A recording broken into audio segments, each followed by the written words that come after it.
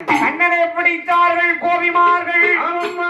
ஆடி கட்டும் கயறு, மாடி கட்டும் கயறு, கொடி கட்டும் கயறு, அவருடைய மாடு கட்டும் தொங்கு கயிறுகளை கொண்டு வந்து கண்ணனை உரலோடி கட்ட வேண்டும் என்று கண்ணனையும் தான் உரலோடி கட்டினாரே. கோபிமார்கள் கட்டினாரே கயிறு மத்த கைதறிச்சா மத்த கொண்டு அடிக்கும் மழையாக ஒளியுடையா அந்த மாடி பத்து கம்பெனி மாடி பத்து கம்பெனி நமது மாயவன் அடிக்கும் போது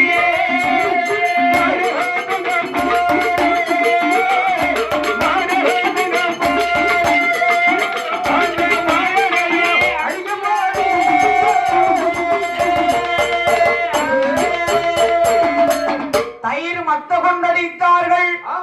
கண்ணனை பிடிச்சு உரலோடு கட்டுதாங்க. பெரிய ஆட்டோடு கொடி கட்டும் கயிறு, மாடு கட்டும் தும்பு, ஆடு கட்டும் கயிறு, ஓடான கயிறை வச்சு கட்டும் போது மாடு விரிச்சுக்கிட்டே வர்றாரு. மாடு விரிக்க விரிக்க விரிக்க கட்ட முடிய மாட்டேன். ஏக்கா இனிமே கண்ணனை கட்டணும்னா அவ அம்மா கட்டியிருக்க பாரு துயல் துயல் சேலை அதை அவுத்துருவாடி. அவ அம்மா சேலையை அவுத்துருவா, சேலையை அவுத்து கொண்டா புயல் சொன்னதுதான். அப்படியே சொருவத்தை ஒடுங்கினார். கண்ணனை கட்டி 16 முழம் கயிறு மிச்சம் வந்திருக்கு. அவ அம்மா சொன்ன எவ்வளவு கயிறு மிச்சம் வந்திருக்கு பாத்தீங்களா? கயிறு மொத்த கொண்டா இந்த மாடு வந்து கம்பக கொண்டாடி சொத்துன்னு மாயன் மேல அடித்தார். ஆனா அவர் மீது அடிபடவில்லை. அவர் மேல எப்படி அடிபடும்? கயிறு மத்தை கொண்டு அடிக்கும் போது கண்ணன் பெருமான் நாராயணன் பெருமான் மீது அடிபட்டதா? இல்லை இல்லை, தென்றல் காற்றாக வீசியது. நல்ல காத்தடிச்சது மாதிரி அவருக்கு. மாடு மத்து நம்மை கொண்டு அடித்தார்களே மாயன் மீது அடிபடுமா? எப்படி அடிபடும்? மழையா வடிந்து போகிறது.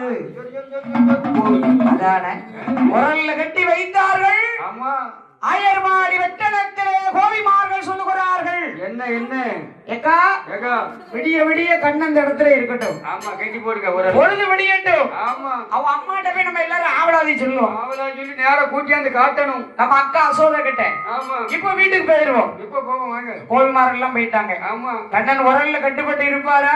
எப்படி இருப்பாரு? மாயவன் மார்வால் ஒரு இழுப்பு உரல் உருண்டோடி திருப்பாக்கடல்ல வளமுறி சங்காக விழுந்தது. ஆமா, அந்த வளமுறி சங்கு நம்ம வீட்டுல வைக்கலாம். நல்லது, வீட்டுல வைக்கலாம். கடல்ல கிடைக்கக்கூடிய பொருள் எதா இருந்தாலும் சரி வீட்டுல வைக்கலாம். நம்ம வீட்டு பூஜையில வச்சா நமக்கு செல்வாக்கு பொங்கும்.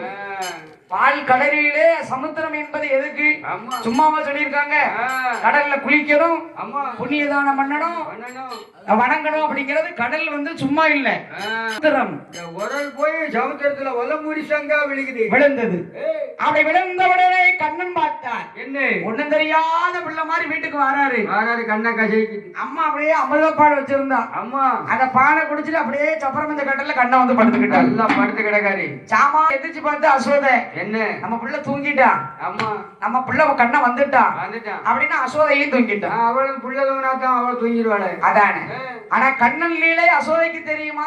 தெரியுமா? அவர் லீலை செய்யதானே பிறந்திருக்காரு. ஆமா, ஆயர்பாடி விட்ட இடத்துல. ஆமா ஆமா, அப்படி அசோதையா தூங்கின பின்பு பொழுது விடிந்தது. கோபிமார்கள் மந்தையில வந்து பார்த்தா உரலையும் காணும் கண்ணனையும் காணும். உரலையும் காணும் கண்ணனையும் காணும். ஏக்கா ஏக்கா பத்தியா நான் தான் கண்ணனை சொன்னா அவன் பொல்லாத கண்ணம்னு. ஆமா, அவன் முழிக்க முடிய சரியில்லைன்னு சொன்னா ஏக்கா உரல்ல கட்டி வச்சது யாரு? நம்ம தானே. நம்ம பரிமளை தான் கட்டினா. நான் இவளை சொல்லும் போதே நான் சொன்னேன் இறுக்கி கட்டுனேன். இவன் கண்ணை மோரைய பார்த்துக்கிட்டே கட்டிட்டான். கண்ணை மோரைய பார்த்து கையில வந்து உடனே கயிறை தானே இருக்க கட்ட சொன்னேன். அவர் மூஞ்ச பார்த்துக்கிட்டே இருக்க. மூஞ்ச பார்த்துட்டு காயரை லூசி விட்டுட்டான். அடாட நீ இவர் மூஞ்ச பார்க்கணும், அவருக்கு கோவம் வருது. ஆமா, கோவம் வரும்போது அதாட ஏன் அப்படி சொல்றதோ முந்தா நாள் தாத்தான்டா கோவம் வந்தது.